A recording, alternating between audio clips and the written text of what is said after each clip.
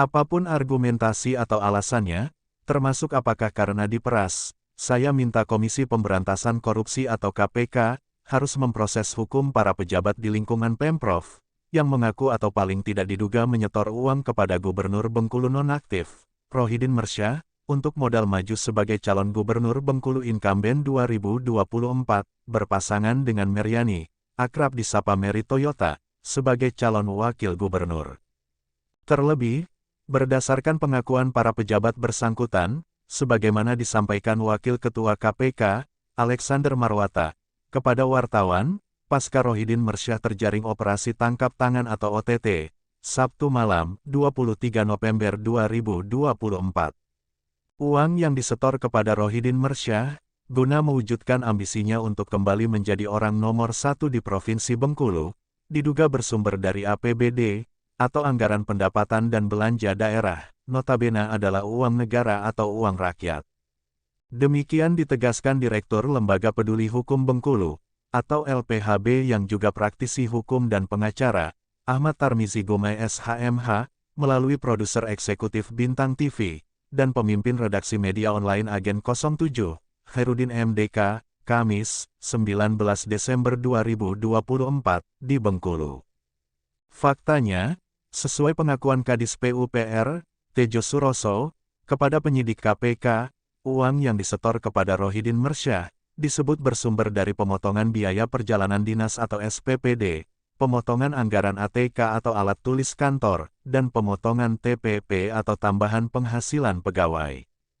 Khusus pemotongan TPP, yang secara sah adalah hak ASN, atau aparatur sipil negara penerima, termasuk anak dan istrinya, selain dapat dikategorikan dugaan korupsi karena dananya bersumber dari APBD, juga diduga merupakan bentuk lain pungli atau pungutan liar atas hak-hak pegawai.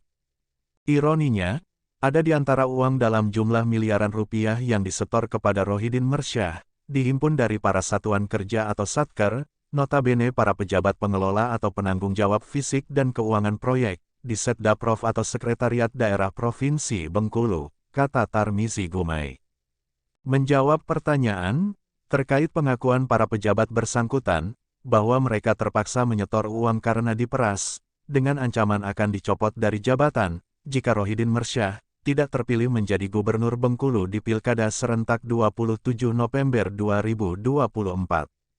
Menurut Tarmizi, pengakuan tersebut hanya akal-akalan dan ngawur untuk lari dari tanggung jawab, agar mereka seolah-olah adalah korban pemerasan dan gratifikasi, pasca Rohidin Mersyah terjaring OTT KPK.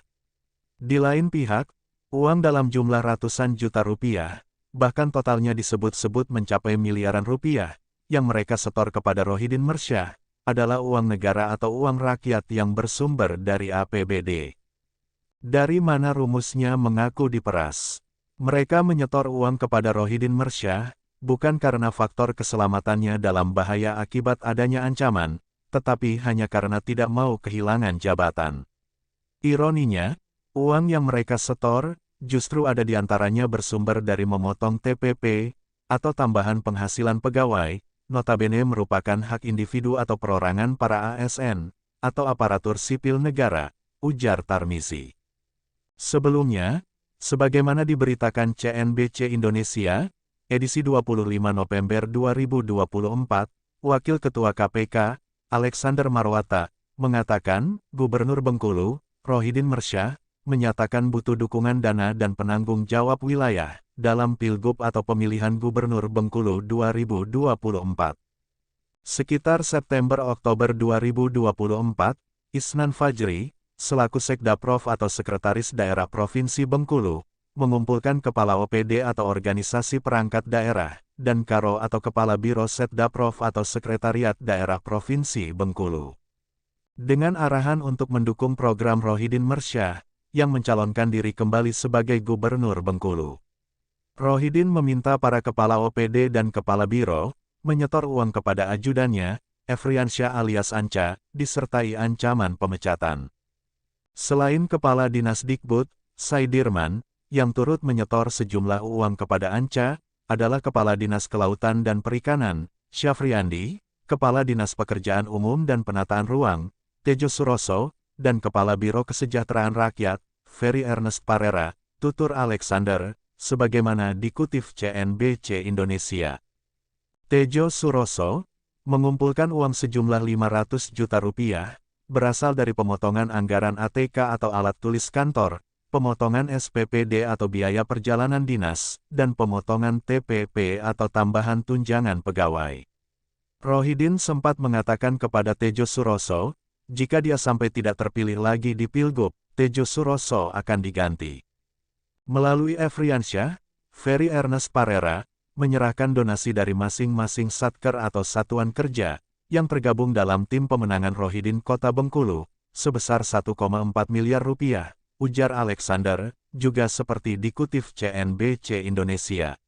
Dari Studio 1 Bintang TV Bengkulu, Zainuar S. Hud, Rozi Syahrial S.E., Bintang Arjuna Putra, dan kontributor Bintang TV Jakarta, Bagus Surya Citra Perdana, serta juru kamera Marco Melandri melaporkan.